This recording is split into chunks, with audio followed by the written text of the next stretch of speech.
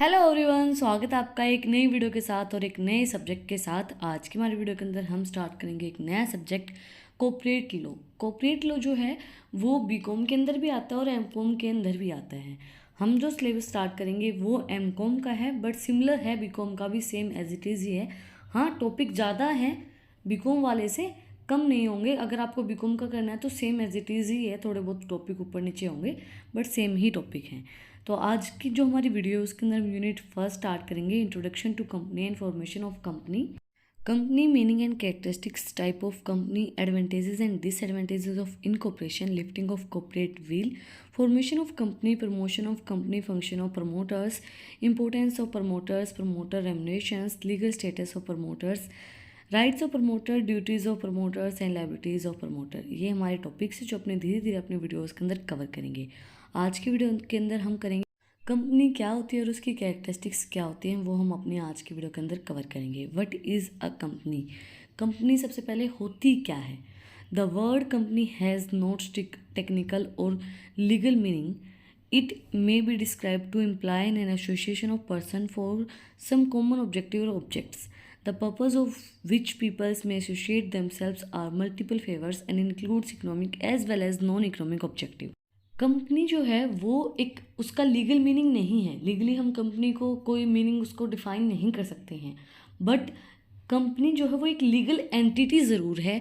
Company एक legal entity होती है जो हमें एक कॉमन सील के साथ मिलती है, जिससे हम अपने बिजनेस को रन करते हैं या कंपनी को हम चलाते हैं। कोई भी बिजनेस हो सकता है वो।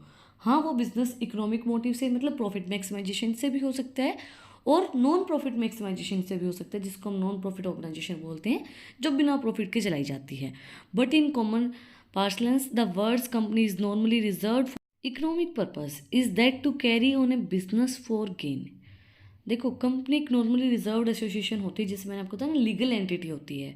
हाँ, वो इकोनॉमिक पर्पज़ के लिए हो सकती है। भाई, हम गेन के लिए ही अगर हम कोई बिजनेस स्टार्ट करेंगे, कोई कंपनी स्टार्ट करेंगे, वो गेन के लिए ही होती है। कुछ लोग ऐसे होते हैं जिनके पास पहले से बहुत ज़्यादा पैसा होता है, तो वो नॉन प्रॉफिट ऑर्गेनाइजेशन स्टार्ट करते हैं। जिन गेन से कोई मतलब होता नहीं, वो सिर्फ अपनी सेटिस्फेक्शन के लिए अपना बिजनेस स्टार्ट कर देते हैं। Then definition of a company. The act does not define a company in terms of its features. Section 2, subsection 20 of the Companies Act 2013 define a company to mean an company incorporated under this act or under an previous company law.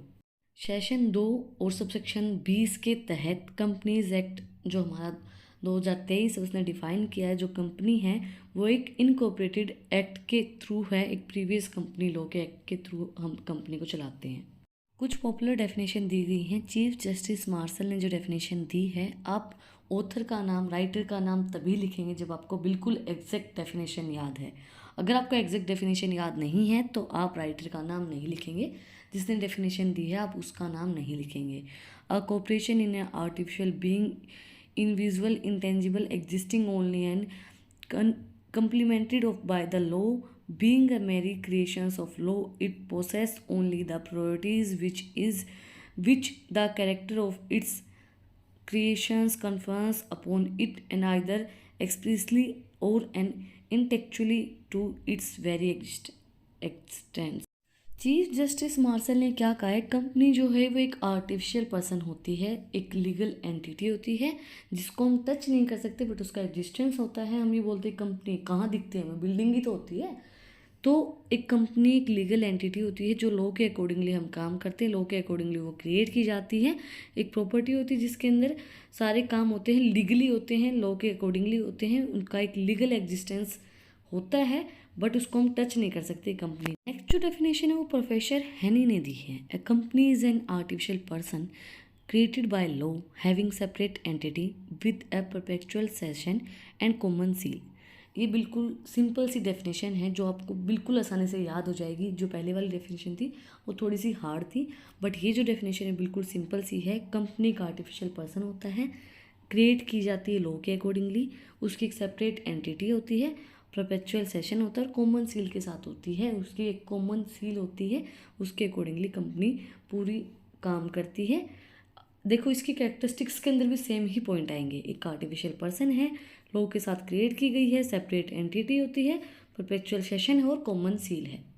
Next है characteristics and features of a company. The most important characteristics feature of a company are separate legal entity of the company and in most cost limited liabilities होती हैं of its member and these and other characteristic feature of a company are discussed below. जैसे मैंने आपको बताया जो हमारी definition के अंदर दिया गया था, कंपनी एक सेपरेट लीगल एंटिटी होती है, लिमिटेड उसकी लाइबिलिटी होती है, कई बार मेंबर्स की जो होती हैं कुछ को जो केसेस होते हैं उसके अंदर लिमिटेड लाइबिलिटीज़ दी जाती हैं उन मेंबर्स की, और जो आगे की जो कैरेक्टरिस्टिक्स हैं वो हमारी डिस्कस की गई हैं नेक्स्ट पॉइंट्स के अंदर। Incorporated association, a company must be incorporated और registered under the companies act. Minimum number of members required for this purpose is 7 in the case of public company and 2 in the case of private company. Incorporated association होनी चाहिए जो हमारी company होती है वो, अगर हम उसको लीगली रजिस्टर करवाते हैं कंपनीज एक्ट के अकॉर्डिंगली, तो अगर हमारी पब्लिक कंपनी है, अगर हम पब्लिकली कोई चीज़ कर रहे हैं तो हमारे उसके अंदर 7 मेंबर होने चाहिए, और अगर हमारी प्राइवेट कंपनी तो 2 मेंबर तो होने ही होने चाहिए। However the session 3 of the companies act 2013 allow formation of 1 person company also. जो हमारा सेशन 3 है और जो कंपनीज एक्ट 2013 है 2013 है, उसने ये भी अलाउ किया है कि हम 1 पर्सन कंपनी भी चला सकते हैं, एक इंसान भी अपनी कंपनी को चला सकता है, बट वो एक्ट के अकॉर्डिंगली अगर हम चला सकते हैं, नहीं तो जो अगर पब्लिक कंपनी है तो 7 मेंबर होने चाहिए, और अगर प्राइवेट है तो 2 मेंबर तो होने ही होने चाहिए। नेक्स्ट है legal entity distend from its members. Unlike partnership the company is distend from the person who constitute it, hence it is capable of enjoying rights and of being subjected to duties which are not the same as those enjoyed or borne by its membership। Sorry member, unlike partnership जो है वो company एक distant person हो सकते हैं who constitute it, but वो capable होना चाहिए अपने राइट्स को एंजॉय करने के लिए, उसकी सारी ड्यूटीज़ वो निभाए, and same enjoy the bone of its member, वो जो मेंबर हैं वो भी सारी उन चीज़ों को एंजॉय करें, लीगली सारे काम को करें। नेक्स्ट है artificial person. The company through a justice person does not possess the body of a natural being. It exists only in the complemented of law. Being an artificial person, it has depend upon natural persons, namely the directors, officers, shareholders, etc., for getting its various works done. However, these individuals only represents the company, and accordingly whatever they do within the scope of authorities conferred upon them and in the name and behalf of the company they bind of the company and not themselves. Company जो होती है वो एक artificial person होता है, but उसकी देखो justice person होता है, does not possess the body of natural being, उसकी खुद की बॉडी नहीं होती है, बट जस्टिस पर्सन होता है, एक एग्जिस्ट करता है लॉ के अंदर, आर्टिफिशियल पर्सन होता है, डिपेंड होता है नेचुरल रिसोर्सेज के ऊपर, जो हमारे नेमली डायरेक्टर होते हैं, ऑफिसर होते हैं, शेयर होल्डर होते हैं, उनके ऊपर वो डिपेंड होता है और वो अपने काम को करते हैं। Individual only represent the company according way they are scope and authorities जो उसके पास हैं वो इंडिविजुअली वो कंपनी को रिप्रेजेंट करेगा, name and behalf of company के बिहाफ पे ही वो एक इंडिविजुअल रिप्रेजेंट करेगा। वो हमारा डायरेक्टर भी हो सकता है, शेयर होल्डर भी हो सकता है, जो ऑफिसर्स हैं वो भी हो सकते हैं, and bind with the them, और उसके साथ बाइंड होते हैं। नेक्स्ट है limited liabilities. One of the principal advantages of trading through the medium of limited company is that the members of a company are only liable to contribute towards payment of its debits to the limited existent। क्या होता है, limited liabilities होती हैं members की कि भाई इससे ज़्यादा वो लाइबिलिटीज़ नहीं कर सकते हैं। लाइबिलिटीज़ का मतलब क्या होता है, खर्चे, हमारे खर्चे जो होते हैं वो लिमिटेड होते हैं कई कंपनी के अंदर, वो कंट्रीब्यूट करते हैं कि इतना ही आप लाइबल हैं, इतनी ही आप लाइबिलिटीज़ कर सकते हैं और ज़्यादा नहीं कर सकते। कंपनी एक सेपरेट प्रॉपर्टी होती है। Share holder are not in the eye of the law part owners of an undertaking in India. This principle of separate property was best leads done in the Supreme Court in the Bacha F एंजोड v CIT Bombay. The Supreme Court held the shareholder is not the part of owners of the company or its property. He is only given certain rights by law, for example, to vote or attend meetings or receive dividends.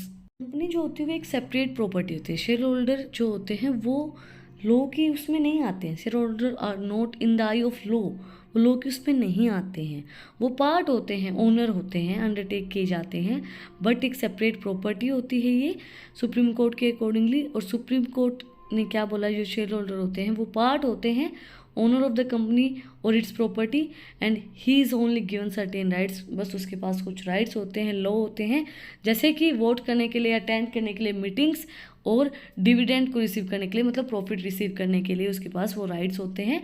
But जो company होती है वो एक separate property होती है, separate और legal entity होती है, अलग से होती है। नेक्स्ट है transferability of share. One particular reason of a popularity of joint stock company has been that their shares are capable of being easily transferred. The Act in Section 14 echo and this feature of declaring the share, debenture or other interest of any members in a company shall be movable property transferable in manners provided by the artificial of the company. जो shares होते हैं, debentures होते हैं, interest होता है members का, company जो होती है वो मूवेबल प्रॉपर्टी होती है, ट्रांसफ़र कर सकते हैं हम एक मैनर के अंदर आर्टिफिशियल ऑफ द कंपनी। जो हमारी कंपनी के जो एक्ट्स हैं उसके अकॉर्डिंगली हम अपने जो शेयर्स हैं उनको ट्रांसफ़र कर सकते हैं एक दूसरे के पास। मतलब अगर वो घाटे में चला, अगर वो किसी की डेथ हो गई, कोई नया मेंबर हमारी कंपनी के अंदर आता है तो हम अपने ट्रांसफ़र कर सकते हैं शेयर को। अगर कोई जाना चाहता है तो उस टाइम पे भी जो हमारे शेयर डिवेंचर होते हैं वो ट्रांसफरेबल होते हैं, एंड ये मूवेबल प्रॉपर्टी होती है। इसी के साथ आज का जो हमारा टॉपिक है वो कंप्लीट हो गया है, कंपनी मीनिंग एंड कैरेक्टरिस्टिक्स। अगर आपको आज की वीडियो पसंद आई तो आप लोग को पता ही क्या करना है, कमेंट सेक्शन मुझे बताना है कि आपको वीडियो कैसी लगी। कोई भी डाउट है तो वो भी आप लोग कमेंट सेक्शन मुझसे पूछ सकते हैं। और अगर आपको इन टॉपिक्स की PDF चाहिए तो टेलीग्राम चैनल का लिंक भी डिस्क्रिप्शन में, आप उसको भी जाके सब्सक्राइब कर सकते हैं। और भी अगर आपको BCom M.Com से रिलेटेड किसी भी सब्जेक्ट के अंदर कोई भी डाउट है, किसी भी सब्जेक्ट के कोई भी नोट्स चाहिए तो वो भी आप लोग कमेंट में मुझसे पूछ सकते हैं, मैं आपको ज़रूर प्रोवाइड करवाऊंगी। फिर मिलते हैं एक नई वीडियो के साथ, एक नई टॉपिक के साथ। Like share and subscribe my channel. Thank you for watching my video.